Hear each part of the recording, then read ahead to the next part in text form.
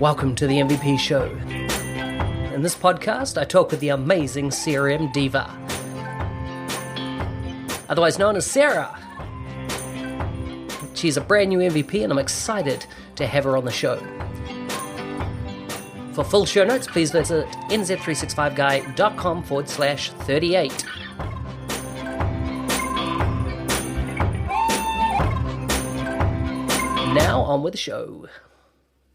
There's a knife in my heart and a storm in my hand.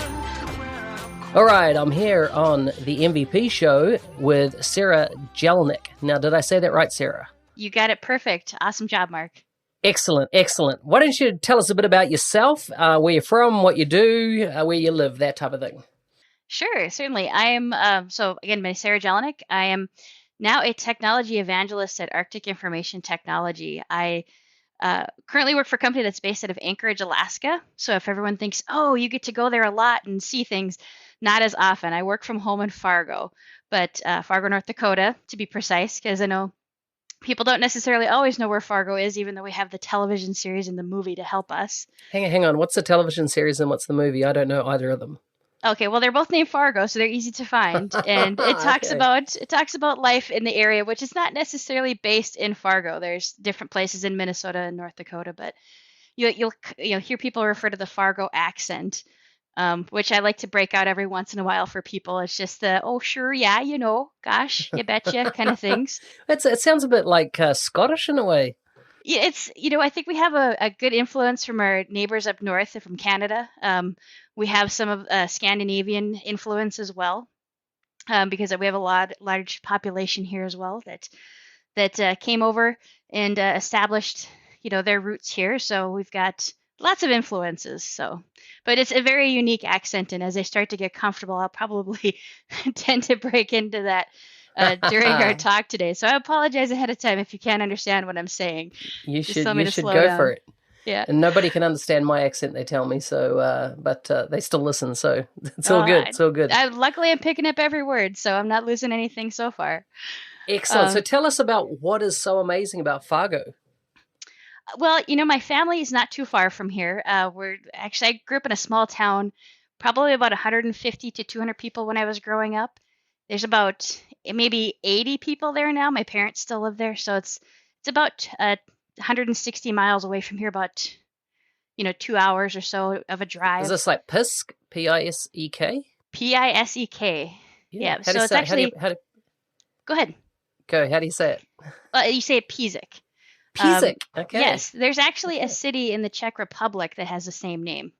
That's where we got it from. I think it represents Sand City is what Pizik stands for. So do you have some Slavic heritage in that area as well? Yes. Yep. So absolutely. So my family's close by. I don't mind the 4 seasons that we get, which it really tends to be construction, and winter is the primary seasons that we have. But but it's enjoyable. I like it. I have a lot of family in the area, so it's hard to branch away from that because we're really close. But that's why I like Fargo. And doesn't Microsoft have a big office up there? They do. I actually used to work for Microsoft right out of college or university, and they do have a really good presence, probably about, I'd say, 1,100 employees, if not full-time, but at least contractors that work out of their offices here. They've got quite a few different buildings, so it's a pretty impressive campus of employees there. Okay, and did the CRMUG Dynamics communities, that type of thing, start in Fargo as well? I just don't know if that was the case. I know they have an office here. I don't know that they actually started out of here. Yeah. It just seems a lot of their staff were former employees and of Microsoft, and, I had heard a few of them talk about Fargo as being the location, so I just thought that was the case, perhaps. Yep. No, they have a really large presence here. I think of Dynamic Communities, it's probably the largest amount of employees is probably located here in Fargo. Okay. Yep, because you're right, they are former Microsoft employees or people that have worked in the channel that do tend to work there. So why don't you tell us a bit about what you do when you're not doing your Dynamics type stuff? I am, obviously, you've heard why I stay in Fargo is because of family. I spend a lot of time with my family. My dad was one of 13 children. So I have a lot of relatives in the area, and I have 4 nephews and a niece. So I spend a lot of time doing things with them, going to their different events, and then of course just traveling whenever I can with them and getting to go see the sights and see the world. So those are my two passions: family and travel. So I definitely enjoy it. What's 3 things I would need to do in Fargo if I came there? 3 things you need to do in Fargo. Ooh, that's a good question. Well, you see me, of course. So that should be like your first thing on the list is to figure out a Number time to one, meet up with check. Sarah. Yes, Done. absolutely. The other one, we have a pretty fun downtown life. We got different options for you to see. You take your picture in front of the famous Fargo Theater. That's our iconic sign that we have. Um, what I've told people is interesting to do when they come here is because we're so known of being Fargo and people associate us with the movie and the television series, is if you go to our convention and visitors bureau, they actually have from the film, there's a scene with a wood chipper. I'm not gonna, and it's a famous scene at the end. They Does actually someone have go in the that. wood chipper? They have, yes, they have that. They have that If prop. there's a wood chipper in a movie, right? Someone's Yes, got to be going in it. they have the actual prop that was used in the movie. They have it in the visitors bureau, but if you get there after hours when they're not open, they do have a replica outside that you can take your picture next to. So Wow. Okay. yeah, that's our I draw. did But not. Now I'm going to have to look up Fargo. Is it on Netflix or Amazon Prime or something? something like that. Yes, I think so. And I know I think I've watched the first season. I haven't gotten into the other seasons, but there are moments I'm like, yeah, we totally do that, and there are moments I'm like, you guys are totally making that up. So Yeah. yeah, I bet. a true North Dakotan will pick out and say you guys are really exaggerating, or that's not the case. So yeah. So what area of the Microsoft Business Application landscape do you play in? I actually started with Dynamics since version 3.0. That was when I first got my introduction to it. And I was really around the core components of it, teaching and utilizing sales, customer service, the out-of-the-box marketing, some service scheduling, customization configuration. So just kind of covering that. And then I really started to get more into the XRM with my current company because we do very custom deployments. But we're starting to move a little bit more into commercial now. So if I had to pick one area that was my passion, I would have to say customer service. I've been in customer service all my life. My grandparents, both sets of grandparents actually owned grocery stores, and we'd always work there and provide service to people and know what it means to make a difference and a positive impact when you're providing that service. And right when I got out of university, I went to Microsoft and I worked support for the accounting system. So Great Plains at that time was Dynamics e-Enterprise. So understanding customers' frustration or need to have something done, delivering that service, and having the tools appropriately available to me to capture that. I really loved what customer service and Dynamics could do. So I tend to know and cover all the areas that are available, but if I had to pick one where I really am passionate about, it would be customer service. Interesting. So let's say you are coming into Dynamics right now and this is day one for you, but you knew everything you knew about Dynamics already. And if you like the landscape, the product set, the first party apps, the Power Platform, Power BI, Flow, Power Apps, etc. And you're kicking off your career, where do you reckon you'd invest your time in learning to get up to speed based on kind of what you're seeing in the future?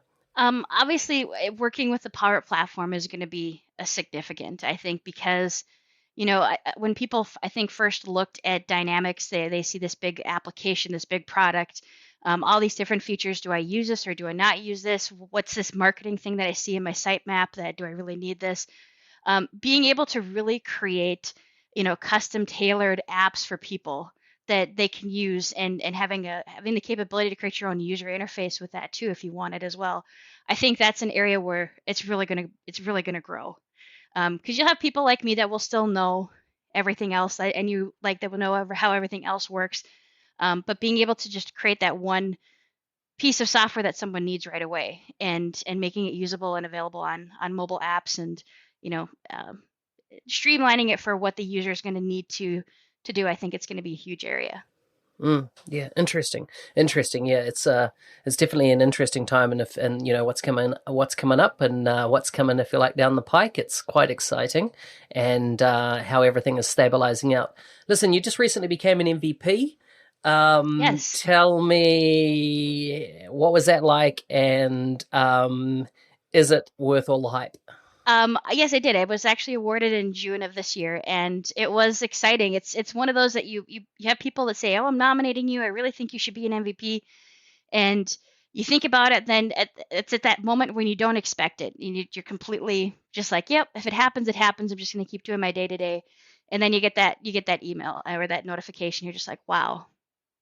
And I'm incredibly humbled because I do have a passion for this product. I don't know many people that can say I've been working with software for 11 years.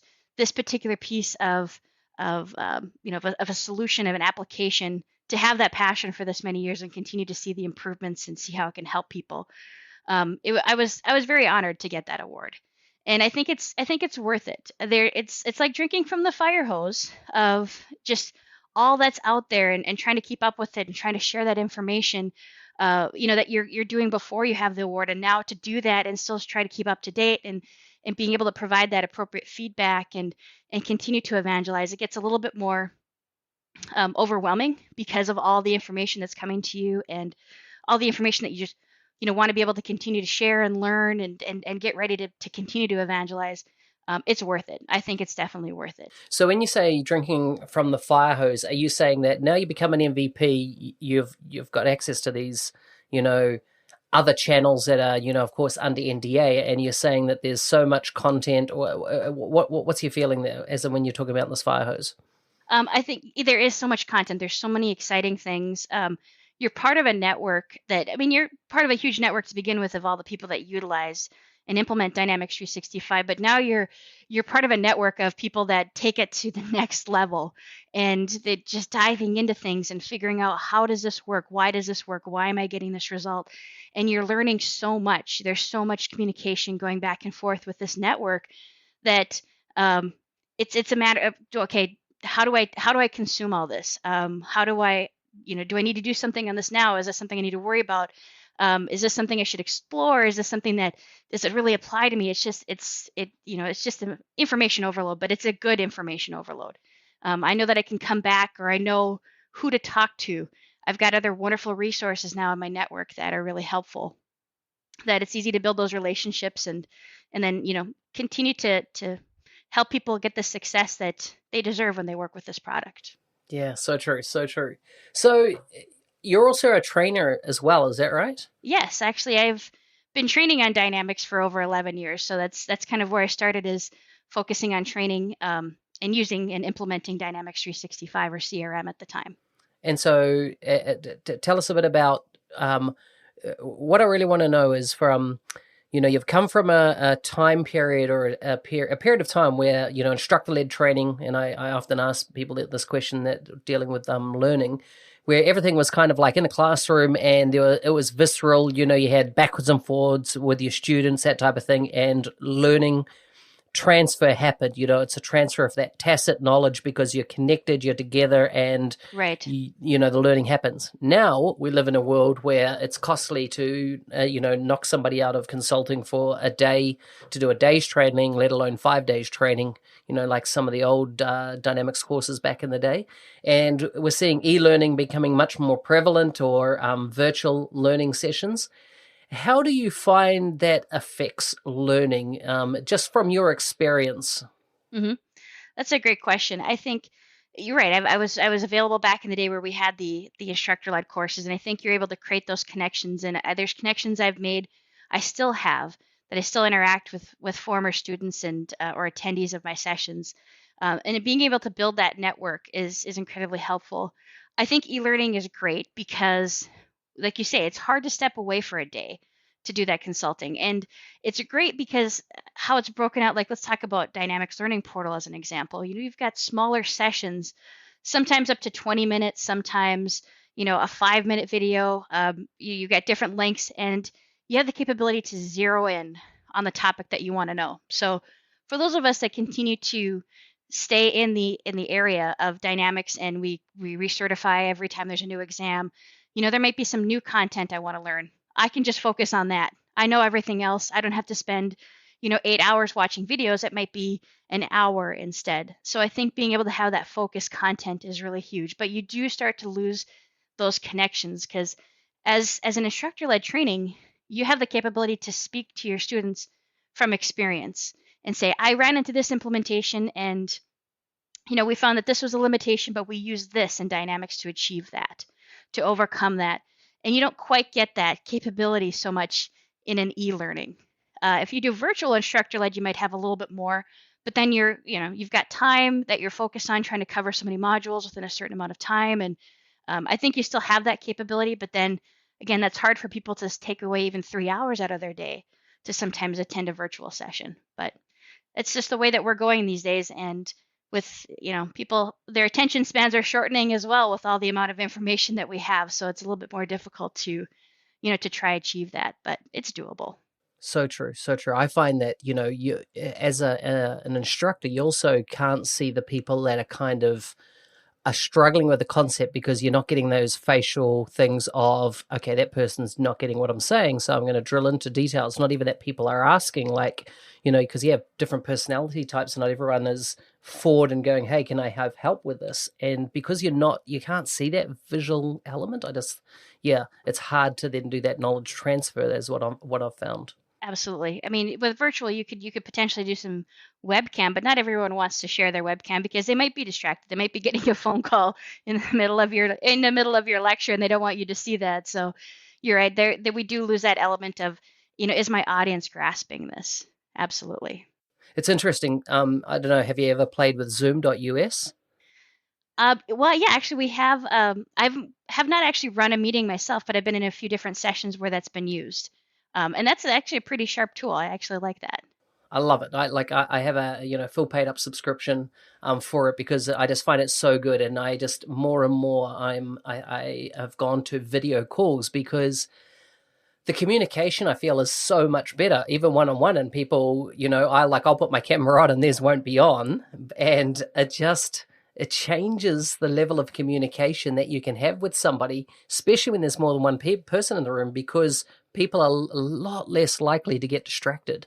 And I just, why I mentioned Zoom.us is that part of their whole marketing, campaign, etc. around that is that it really can create those type of relationships if the video's on. Teleconference is no good if the video's off. Well, it's not no good, but it's not the same. You're missing out on stuff, to the same degree. I agree. We're starting to use Microsoft Teams internally for, the replacement of Skype, and even with Skype, we tried to use video as well. Initially, you get a little bumpy road with first adopting Teams, but now we use that. We have video calls every time we talk to somebody, and it does make a difference. You can see their focus, you can see their reactions. Especially if I'm, doing a demonstration of something to a couple of people, are they paying attention? Are they getting it? Are they confused? It really does make a huge difference. Yeah. Speaking of Teams, man, that tool has just changed my life in the last 6 months. Yeah, they've done a lot to amazing, it. It's been amazing, right? Absolutely. I mean, it blows me away. Like, I've got a distributed team. I've got people that work for me in Australia, and Asia, and Philippines. And I tell you what, the ability for me to communicate and have an ongoing conversation that's got nothing to do with email, but everybody's learning, etc., and engaging from that as well, is just a gold mine of time saving and productivity enhancement. And yeah, I just love it. I do too. I think initially it was a tough sell for a lot of us, and even me. I really liked my Skype. I love my notifications that popped up. I love that it changed the color of the icon in my tray to let me know, hey, you're missing something here. I think with Teams, it's still a little bit of not. I don't want to say it's invasive like Skype was, or as obvious as Skype was when you get a notification, but it's still, I'm starting to warm to it, and I think it's really helpful, especially when you do break out into those teams and you have that document capabilities and sharing information, like you mentioned in the chat, to see that history. It's definitely helpful with that. Yeah, I mean, I remember with Skype, I used to have a big square on top of my monitor that was powered into USB in Skype, and it would change color, it would flash, all that kind of stuff would be red if I was busy. It was a good indicator, in an open office environment that, hey, I'm busy. Don't interrupt me type thing. And when it was green, people could either talk to you in person or talk to you via Skype. So it was. I actually have that. Is it Embrava? I think is the I can't name remember of the the cube. name. Yeah. Yeah, so I actually have that on my desk, which I bought that even when I worked from home because even if I stepped away into the other room, it could flash to let me know something's coming in. It did that with Skype. I don't know if it does it with Teams so much, but it's really helpful so that I know, oh, someone's trying to call me. I should probably come in and take that call. Yeah, very helpful. So tell me, one of the things about maintaining one's MVP is contribution. So it's one of the things that you're measured on. One of the things I'm measured on.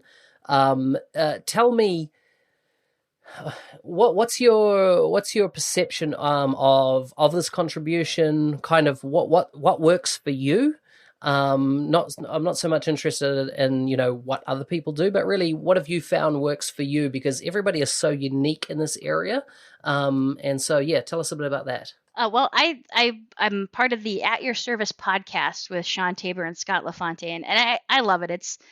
It's great because it's like chatting like this. I love to talk to people. I love to interact and get feedback. I think that's my stronger suit is being able to talk and express things verbally. I would love to do videos, but again, that's another step of okay, now you've got to get your kind of your set ready, so to speak. And that to me, I don't like to look at myself on a video, so I wonder why would people want to see me on a video. I'm not as photogenic as you, Mark, in being Come able to on, to come do that very on. well. But I think it's great because you can have that conversation, and it's hard to do that in a blog article. I think they're so helpful though because anytime I have an issue that I'm trying to solve, or I'm getting an error, or I'm wondering how can I do this, I immediately search the internet right away. And I think the people that can write those articles are extremely talented and continue to share that. There's so many in my mind that I want to contribute that way, but it's again finding the time. And I'm a perfectionist when it comes to writing. People tease me because it takes me 5 or 10 minutes to write a simple 3 sentence email, but because I'm so concerned about how that is coming across and how I'm saying things. Do I have any spelling errors? Am I making sense in my email? Because there's so many thoughts running through my head. It's just so much easier to communicate for me verbally. And then to get in front of crowds and to talk about the product, whether it just be it doing the UG Medic help desk at Summit or, doing a presentation, doing demonstrations. I absolutely love that. And then being able to just jump to another topic quickly in a presentation to cover someone's answer. I love that capability. So those are my areas where I can get in front of people and hopefully they can see my passion with this product and how I think it's just one of the greatest solutions out there. I was just thinking on that whole video front. It's definitely the future, and one of the things that I've just, I was telling you, just off air before we came on, was been doing some video learning and doing closed captioning. And I tell you what, closed captioning is how videos get found, as in because all those keywords that are in your closed caption are being searched, and that's what I'm finding. And as in I was just doing some editing in Premiere Pro, and every time I'd run into a very specific problem, I could Google it, and it would give me the exact video on that little piece. So I think the way learning is changing is definitely from a just in time learn as you need type scenario, and man, it's powerful. So it's definitely I've started a YouTube channel, and I really want to expand on that because I think there's a lot of opportunity there.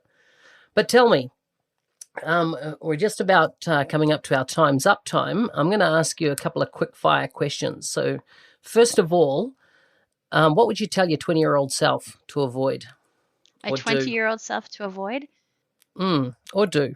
or do? Mm. That's a great question. I'm trying to think about it. I I think I would tell my 20-year-old self, find your passion, find what you want to do, and um, look at make take time to look at everything that's being presented to you to achieve or to do, and figure out, is that what you really want to do?